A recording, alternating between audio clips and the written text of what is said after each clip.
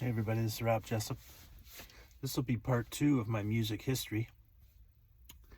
I'm probably going to do about 40 or 50 of these because I have a long history of being a musician. I started with my first episode, which was my saxophone. I started sax when I was in 5th grade. Now we're up to 7th grade where I switched to drums. And I got my first snare drum. It was a Ludwig Acrolite. I still have it, and I'll show everybody that. The Ludwig Acrolite is one of the best snare drums ever made. And I've used it for everything, absolutely everything. But another quick story. When I was about in 7th grade, maybe 8th, so I was probably, 12, 13. Those are horrible years for most people because, it's just horrible with hormones raging and all that stuff. But I told my dad, Dad, I think I need a drum set. Now, I had a drum set when I was 6 years old, but it was just a Mickey Mouse little drum set. And my older brother, he unfortunately, before Santa gave it to me, he decided it would be fun to play it.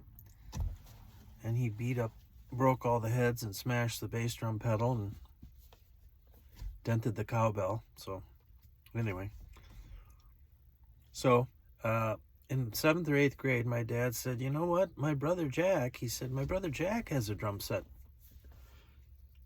I said, good, let's get it. So we didn't go down to get it. We went down to Notre Dame, University of Notre Dame in Indiana for a special event. And that's when he asked Jack about the drum set. And Jack said, sure, we've got a drum set I bought for my boy, but he doesn't want to play. So we'll bring it up to Wisconsin, where I'm from. And so, lo and behold, a month or two later, Uncle Jack and my cousin Todd came up in their motorhome. This would have been early 70s, probably mid 70s. And they had a drum set. It was a black and blue Onyx Rogers. One of the best. And I'm not kidding.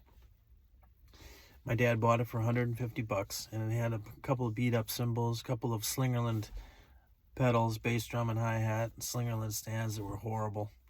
You could pinch your fingers in the knobs and stuff. It was horrible. But I played that drum set for 14 years, and Uncle Jack bought it from Tony Belson. Now, Tony Belson was Louis Belson's brother. Louis Belson was a famous drummer, and he was married to Pearl Bailey. So the Belson family had a music store in Moline, Illinois. And my Uncle Jack used to live in Chicago, and he worked around Illinois, and he got this drum set from Tony Belson, Louis' brother. Tony was also a great drummer in Chicago. And Todd did not want to play it, my cousin, so he brought it up to me, and I had it, and I still have it. Well, that's not true. I sold it in college to pay for my rent, my last semester of college, and I switched to Yamaha drums, which I love also. I also like Gretsch, and I like some Tama stuff. So anyway, I found another black and blue Onyx kit, just like the one I had as a boy. And I'm in the process of reconditioning it. It's just beautiful. Anyway, Rogers drums are my favorite. So my original Rogers black and blue Onyx kit was owned by Tony Belson, a great jazz drummer in Chicago and the brother of Louis Belson. So I'm very proud of that, and it was a great drum set. Rogers drums are the very best. So anyway, that's part 2. I played in every kind of situation possible, like orchestra, concert band, jazz combo, the show choir, you name it, I did it. And I took lessons at Lawrence University Conservatory of Music for 2 years while I was in high school. And then I did also go to jazz camp at Shell Lake Jazz Camp, which is wonderful and fun, run by the Indiana University School of Music.